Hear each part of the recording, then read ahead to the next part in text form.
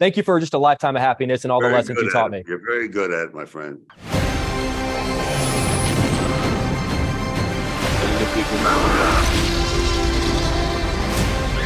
Well, we're going, we don't need roads. Mr. Stallone, this is the honor of a lifetime, sir. I've spent years trying to get an interview with you, so I appreciate your time, sir.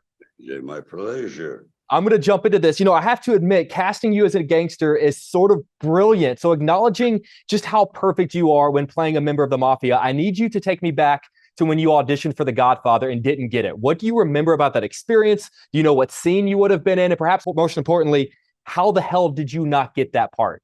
Okay, I remember vividly because I was at the Gulf Western building, obviously Paramount owned, and there was a long line. And finally, after about 2 hours, and extra after extra after extra, I'm going, I look more Italian than anybody. Finally, I get to the front of the line, and I see this small woman. I go, what do you think? He goes, you don't look Italian enough. I go, excuse me? I look more Italian than half these people standing in the line. He goes, nah, we're looking for people to be in the wedding scene. I go, well, I'll stand behind the cake. I don't care. And he goes, nah, you can't do it. And I said, my God, what do I look? Swedish?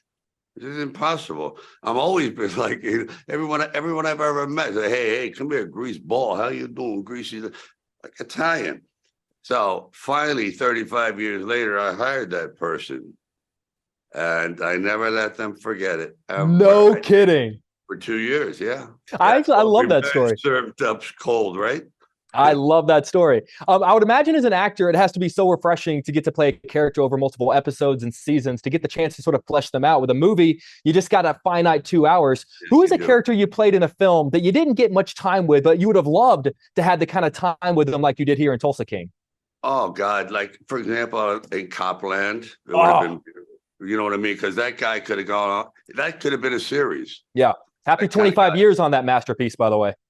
guy. Really, I love 25 it. years. Oh, I love that. I love that show.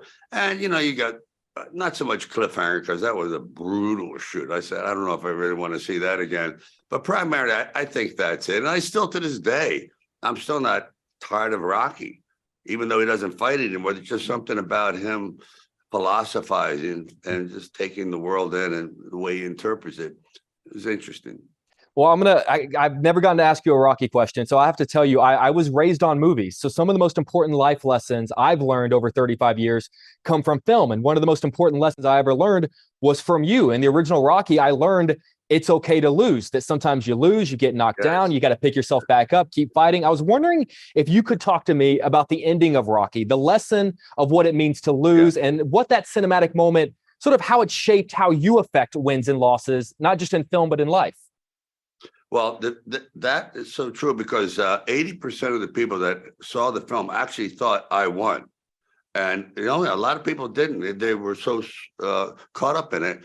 And I told the producer, actually, they were going to cut the scene, the most important scene. They said, we're going to pull the plug. I thought that was just a term they used to say, no, we're going to pull the plug on the scene where I go to the arena and I come back and I tell Agent, I cannot win.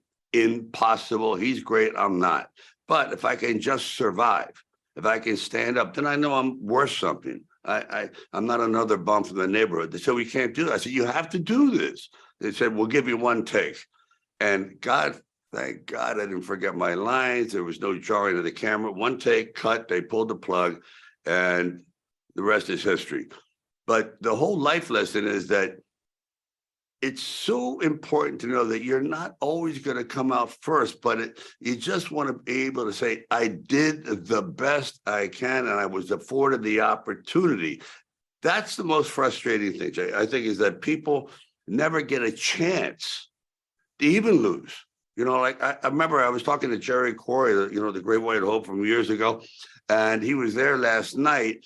And he was telling me a story about this toughest guy in Boston. He was a motorcycle, Hell's Angel kind of guy. Thought he could be heavyweight champion of the world. He walks in, he gets in the ring with Jerry Cooney. Jerry knocks him out, literally, like bang, one left hook over the guy. When he came to, said, thank you. Now I know I made the right decision in my life, and you educated me that I was making the wrong decision. So I think it's a very important life lesson that we all can't be champs, but we can be contenders.